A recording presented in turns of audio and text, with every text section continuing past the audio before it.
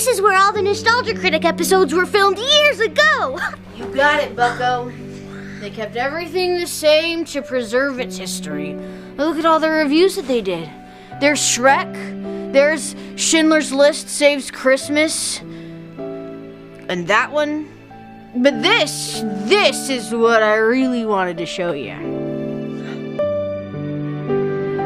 Is that the DVD from the Balto review, Aunt Despair? Yep, and I was there when it was shot. Gasp! You mean it's a true story? It's based on a true story. Wow, would you mind telling me the tale, Aunt Despair? Up after I have a sip of my storytelling sauce. Oh, the same sauce that makes you good at slow-mo leapfrog? Our story begins on the Nostalgia Critic sitting down at the desk he normally does. Hello, I'm the Nostalgia Critic. I remember it so you don't have to. Let's talk about a little film called Balto.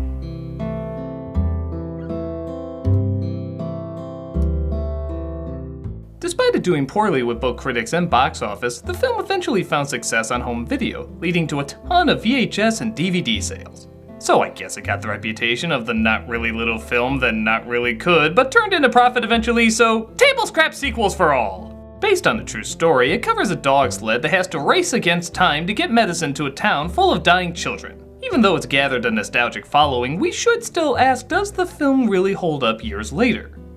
Whether it does or doesn't, we're not gonna get any movies about heroic cat sleds, are we? Hey, I resent that! Wait a minute. There's talking animals in this? Sure, why not? I thought you said this was a true story. Based. Did you just hallucinate that they were talking animals? Possible. I just added nicotine patches to my daily smoking, so I'm feeling a little queasy. I'm gonna lay down. But what about the story? Okay. Are you gonna shut up, or are you gonna keep being Little Miss YouTube comments? Okay, I'm sorry. That's better. That's a good high. Anyways, the critic started his review. Let's take a look at Balto. So this animated story about a dog racing across Alaska opens with live-action people in the middle of New York. You sure we didn't put on Professor Sprout Visits the Muggleverse? An old woman and her grandchild are looking for a memorial site, and she decides to force the kid to sit on a bench for an hour and a half while she tells the story. In the cold winter of 1925, it was snowing hard. Things were animated back then, I dare even say, with a Spielberg vibe. We see Alaska's portrayal of Ben Fur, as we're introduced to our half-wolf, half-dog hybrid, Balto, played by Kevin Bacon. He's also joined by a goose played by, I think, Bob Hoskins' drunken rants from the Super Mario Brothers movie. When will you learn to stay on the sidelines? Aw, it's his best Russian accent since Enemy at the Gate. Stalingrad. They're watching a sled race led by a dog named Steel, who is so mean that literally every frame is determined to convince you he's pure evil. Get out of here, wolf dog. You better get back to your pack. Well, maybe your taste runs more toward wolf. Jenna, join me for dinner. I've never seen a bad guy where every second he's moving in some sort of obviously diabolical manner. You were the fastest. What? Oh. Most villains have some normal everyday movements, but 24/7, this guy is like, Would you like some ice cream? You can trust me. I'm oozing with pleasantness. every angle is evil except for maybe this one that looks like a girl's t-shirt from an anime con. But look at this, even when he's turning around, he looks evil. I'm sorry, Balto the half-breed. Oh, you want me to turn around? Okay. Oh, you want me to do it again? Everybody mocks Balto for being a hybrid, the humans are afraid of him, and the dogs think he's an outcast, leading to probably the film's most poignant line. Not a dog, not a wolf. All he knows is what he is not. Wow, that was actually pretty heavy. How you gonna follow something as complex as that up?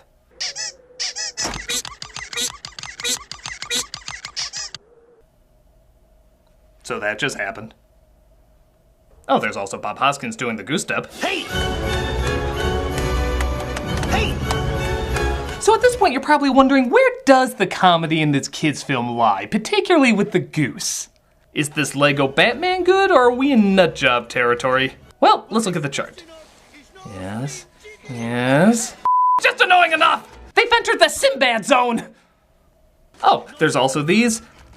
I think polar bears, though they look more like Moogles if they ate Jim Poe.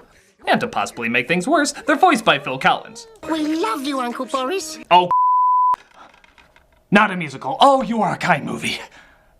So while having fun at beautiful o'clock and presumably striking a trailer pose, let me see here. Yep, that's some compressed enchantment. Bad news seems to be rolling in. Movie lagging. Need story. Send disease, preferably child killing. There you go. A horrible epidemic seems to be sweeping the town as Rosie, the woman telling the story shown here as a kid, is being comforted by her dog Jenna, played by Bridget Fonda. Rosie, come on, you're gonna catch your death out here. Come and catch it inside. It's a stronger visual for younger viewers. Hi. Hi. Rosie's in there. In the hospital, why? Balto, of course, has the hots for Jenna, but she's too distracted by what'll happen to Rosie. I know how to find out. Come on. Based on a true story. If your dog can't do that, he's stupid. Looks like diphtheria. And I'm out of antitoxin. Jenna, I'm sorry. You know I'm voiced by Kevin Bacon, right? And I like eating bacon. So that's like 2 degrees of me. Thus a dog sled race will be done to determine which dogs will go out to get the medicine. Which you'd think they figure out from the races they just had. Time's a factor here, guys. Of course, though, Balto enters himself in. Do you honestly think any musher would ever put you on his team? You're even more mixed up than I thought. Ha! Joke's on you. Years from now, they're gonna name a Shaquille O'Neal movie after you! As long as the medicine gets through, stop being such a glory hound. You're 100% right, Jen. I wasn't thinking about those children. It's like his face has 10 different personalities and they all eat children. I'm gonna fold you 5 ways and leave you for a cat toy. Then you'll be a part of awkward punchlines like this. Shame! So while Indiana Jones starts his winter vacation, the dog sled, led by Steel, travels through the snow to get the medicine. This is the Polar Not Going Anywhere. Please hand over your one-way ticket to diphtheria. Maybe we should go back. We're lost. I am not lost! Yeah, you know, dogs really are the worst with directions. It's like when I let my dog drive. All right, just back out nice and smooth. Wait a minute. He let a dog drive? I guess. This true story of yours doesn't seem to make very much sense. Why would anybody let a dog drive? Shouldn't it be the human who's doing the driving? Look, I'm telling this story to a kid. Of course I'm gonna take some creative liberties, because I think you're dumb. How much of your story is actually true? The critic continues his review talking about when one of the dogs gets the bad news. It's terrible, my friends. Just terrible. I speak bark, which I thought we were all speaking, but apparently not. It looks like the sled is missing in the storm. Well, okay, I'm sure a slight delay won't be a major issue. Oh God!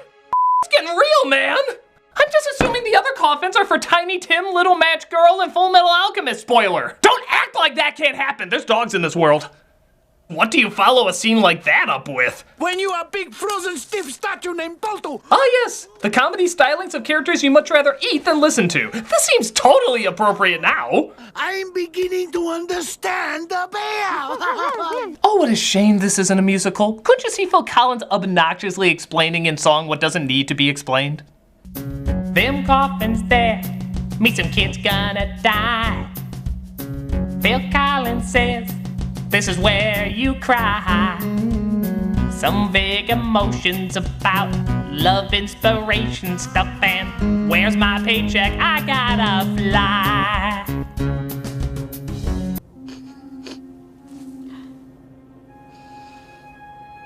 I smell boyfriend material. Jenna figures out Balto's going to find the sled and deliver the medicine. He marks his trail by scratching the trees because a dog and wolf sense of smell would just get him lost. As we see Steel's gang is in big trouble. I call it, let's eat him. Come on, you act like you never ate human flesh before. But our heroes come across the biggest threat in animated movies, a bear. No! Don't you know they ruin animated films now? Open season, Brother Bear, Brave, Norm of the North. Their destruction knows no rewrites. Speaking of which, even as black bears go, that is a pretty black bear. Did he bathe in ink after swimming through oil from a lake in Sin City? He's so black his blood is coffee. But Jenna saves the day as they lead the bear into the ice. That's right. Return to your home planet, whatever species you were supposed to be. There you go. Go save them, polar bears, rather than fight the other bear that you should technically be bigger than. Is this like when Pluto's on a leash but Goofy can walk around? We just don't question it. But Jenna damages her leg, so the comic air quote relief take her back while Balto moves forward, eventually meeting up with the sled. I'll get us back. I'm the lead dog. I'm in charge. 2 bones says Steel takes him. You're on. Gambling dogs. This must be Michael Vick's favorite scene. Phew, had to blow the dust off that one. But Steel wants the glory, so he fights Balto despite him not fighting back. Thank God kids' films favor pacifism because Steel falls off a cliff mid-beating. Dead, dead, dead, dead, dead, dead, dead, dead. Oh, I mean totally alive. But even with Balto leading the way, Steel still manages to stop the medicine from getting to dying kids. Go ahead, wolf dog. You'll never get home. How about over here? Oops, wrong way. Holy what is wrong with this character? This is a village of kids that are going to die. Bad dog! Bad dog! I'll show him. I'm also gonna create 3 new cancers as soon as I get home. So Balto as well loses his way, but is determined to move forward. Right off a cliff. Well, it's all okay now. I spoke too soon. Well, it's all okay now. On the floor! Gravity was nicer to its main character. Both the movie and the concept. Meanwhile, back at the village, the others tried to figure out why Balto went looking for them. He's tracking them. Tracking a championship team in a blizzard? Kids are dying still. You gotta laugh, don't you?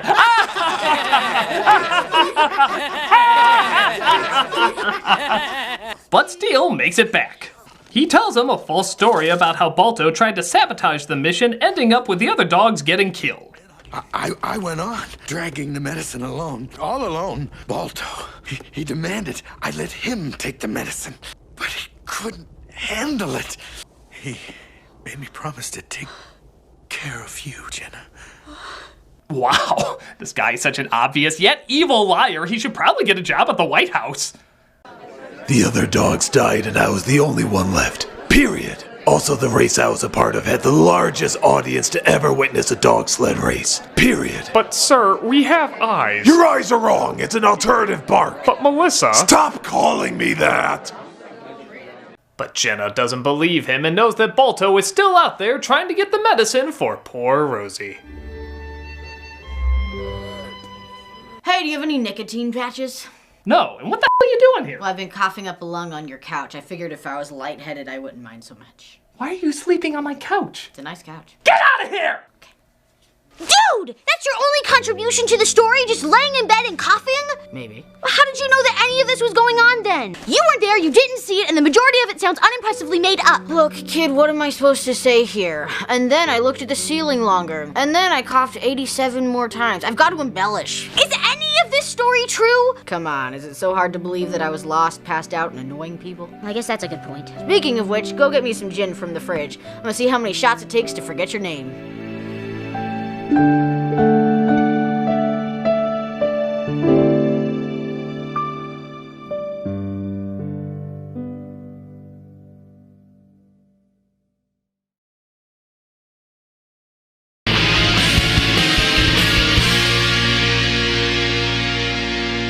So Balto is separated from his team and still has the medicine, but comes across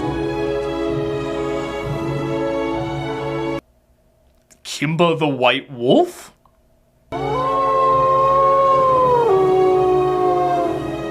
Well, that's all I got.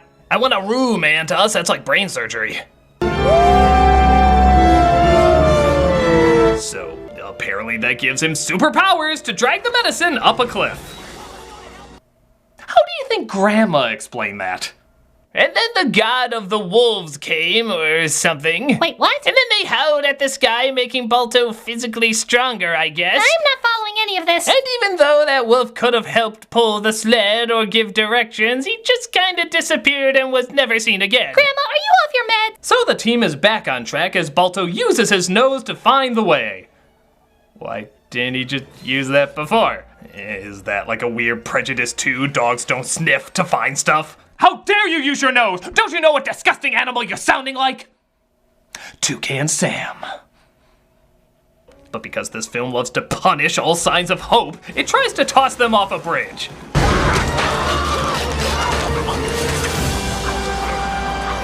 Followed by an avalanche. Oh, come on! The moral of the story is nature sucks, kids. Don't play in the snow. It'll someday fight back. Hey, you know what's missing in this scene? A Phil Collins song. I'm scared of snow. You should be afraid too. I'll tell you how to feel all the way through. They get trapped inside a cave where the movie reminds us that Spielberg produced this film. I'll be right in my legal authority to satirize this property. But if that 2 seconds of levity was overbearing, don't worry, because giant killer icicles are after them now. Just give us Oh look, the medicine crate has a crack in it too.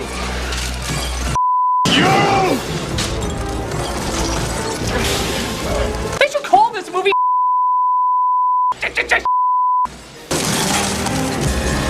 They do eventually make it out though, as Jenna reflects some bottles that apparently light up the entire town. Which Balto would have plainly seen anyway, so it was kind of pointless. Balto's back!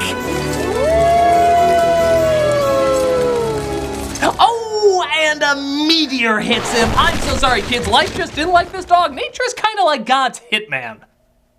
But news reaches Steele about Balto's return, which off the rest. Okay.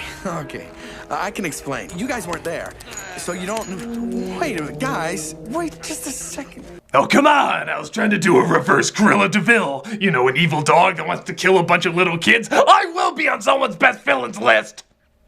The medicine is received, Balto gives a hat made from his brethren, and Jenna gives him the equivalent of dog Frenching. Well, this is such a joyous occasion. Let's give Balto absolutely no lines whatsoever. Yeah, I'm not even kidding. He doesn't speak in the last 25 minutes of this movie. They cut his dialogue aside from an occasional word like oof or ah. The other dogs get a lot of lines, but for whatever reason, Balto is almost completely silent. Then again, that might be for the best. With everything they threw at him, his dialogue probably wouldn't be very kid-friendly. Ah, seriously, did I run over a leprechaun? What is with the bad luck? This is it, Grandma. Blaze found it. So Rosie's story seems to be over as they find the monument dedicated to the dogs that made that journey. In the winter of 1925. Balto really did do all of that, didn't he, Grandma? Oh, yes, sweetheart, he really did. I shouldn't. I really shouldn't. Come on. Let the kids have their true story. Okay. Balto facts. You're not gonna like it. You're really not gonna like it. Balto did not run the longest nor most hazardous part of the journey. The most dangerous and longest run was led by a dog named Hogo, driven by a musher named Seppala. In fact, there were 20 mushers of varying dogs used to make the journey. Balto just happened to be the last one, so he got the majority of the credit. While Seppala and Hogo did the hardest work, it was Balto that got all the fame, even from President Calvin Coolidge. In fact, there was such a hatred for Balto getting all the credit that him and his owner weren't even welcome to the award ceremony in New York for Seppala and Togo. This was all wasn't it? Well, there was an incredible review done entirely by the Nostalgia Critic. Ah, there it is. About time I filmed this sucker. Wait a minute! Nostalgia Critic is still alive and he hasn't even filmed the review yet? Well, no. Random kid. I was just about to, but I had to get the script from my brother. You see, I was sick, so he wrote the majority of it this week. Oh my god. So we're not even in the future, are we? You're a special kid, aren't you? But what about the text that says we are? Oh, that's just my satanic arts. You lied! You lied about practically everything! Okay, look. Maybe everything didn't happen like I said. Maybe credit was given to the wrong person. And maybe like 98% of what you heard was false. But, did you have fun? I guess. Was it corny but beautiful at times? I suppose. And did you know anything at all about these dogs saving kids before I told you? Not really. Well then, for pulling most of this out of my I'd say we had a pretty entertaining time. Well, I never thought of it like that. Hey, Critic, what did you think of Balto, by the way? Basically that. Oh, wow! Maybe there's more truth to fiction than I thought. Actually, there isn't. That was just a huge coincidence. Speaking of which, why did you bring her here to begin with? Oh, I just wanted to leave her here so I didn't have to tell her that both parents died from double asphyxiation. Well, that backfired. She's all yours, Critic. What kept you? A child's mind is very delicate. Floor it!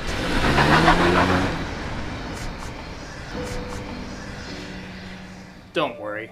I know a certain long-faced, balding, big-toothed comedian who would love to take care of you. Oh. She's all yours, Chester. Oh my god, I'm a mother!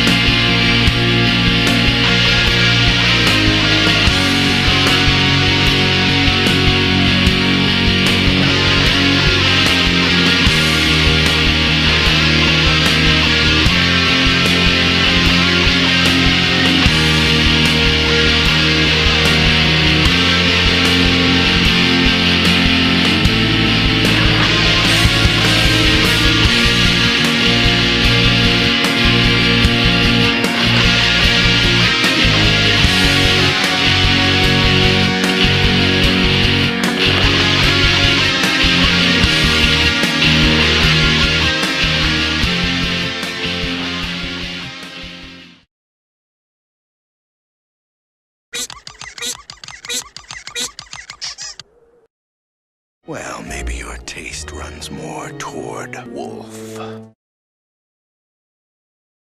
Hey, Doug Walker here doing the charity shout out, and this week we are doing the 1 Acre Fund. This organization empowers chronically hungry farm families in East Africa to lift themselves out of hunger and poverty. They supply smallholder farms with the financing and training they need to grow their way out. They invest in farmers to generate a permanent gain in farm income.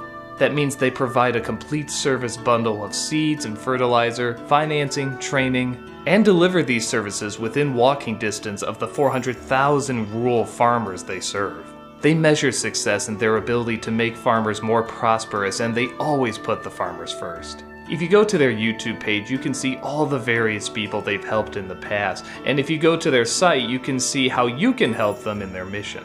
Click on the link and see how you can grow something truly special.